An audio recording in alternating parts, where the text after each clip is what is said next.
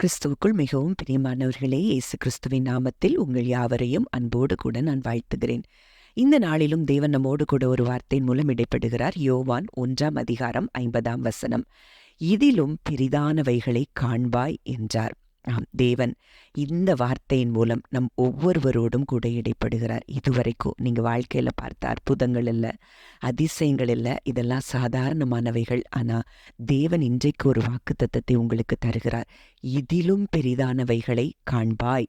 யாத்ராகமம் 34:10 பார்க்கிறோம், பூமி எங்கும் எந்த ஜாதிகளிடத்திலும் செய்யப்படாத அதிசயங்களை உன் ஜனங்கள் எல்லோருக்கும் முன்பாக செய்வேன். உன்னோடு கூட இருக்கிற ஜனங்கள் கர்த்தருடைய மகிமையை காண்பார்கள். நான் உன்னோடு கூட இருந்து செய்யும் காரியம் பயங்கரமா இருக்கும் என்று சொல்லி மோசையோடு கூட கர்த்தர் ஒரு உடன்படிக்கை பண்ணுகிறார். அந்த உடன்படிக்கைக்கு அவர் மிகவும் உண்மையுள்ளவராக இருந்தார். அப்படிப்பட்ட தேவனை தான் நாம் ஆராதிக்கிறோம். இதிலும் பெரிதானவைகள், யாரிடத்திலும் செய்யப்படாத அதிசயங்கள், அற்புதங்கள் இன்றைக்கு நம் வாழ்க்கையில், நம்முடைய குடும்பங்களில் அப்படிப்பட்ட அற்புதங்களும் அதிசயங்களும் நடக்கப் போகிறது. நம் மூலமாக நடக்கப் போகிறது என்பதைத்தான் தேவன் இந்த வார்த்தையின் மூலம் நமக்கு தெளிவுபடுத்துகிறார்.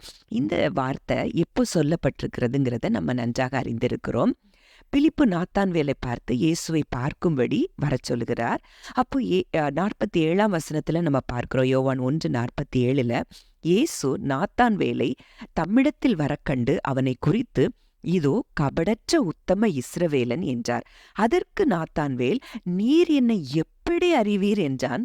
இயேசு அவனை நோக்கி, பிலிப்பு உன்னை அழைக்கிறதற்கு முன்னே நீ அத்திமரத்தின் கீழ் இருக்கும்போது உன்னை கண்டேன் என்றார்.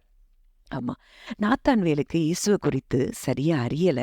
ஆனா அவர்தான் தன்னை படைத்தவர், தன்னை சிருஷ்டித்தவர். அவருக்கு எல்லாம் தெரியும். அவருக்கு முன்பாக ஒன்று மறைவாய் இருக்கவில்லை என்பதை அவன் அறியவில்லை. அதனாலதான் இயேசு சொல்றாரு, நீ யாருங்கிறது எனக்கு தெரியும், நீ கபடற்ற உத்தம இஸ்ரவேலன்.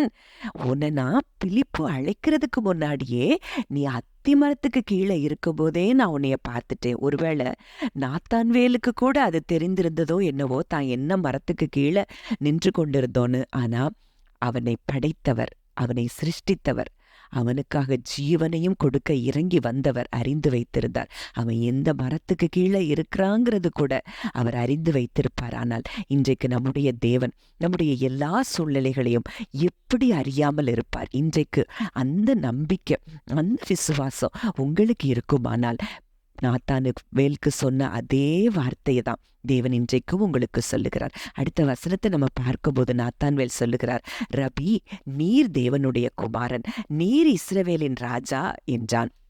அதற்கு இயேசு அவனுக்கு பிரதியுத்தரமாக சொல்றாரு, அத்திமரத்தின் கீழே உன்னை கண்டேன் என்று நான் உனக்கு சொன்னதினாலேயா விசுவாசிக்கிறாய்? இதிலும் பெரிதானவைகளை காண்பாய் என்றார்.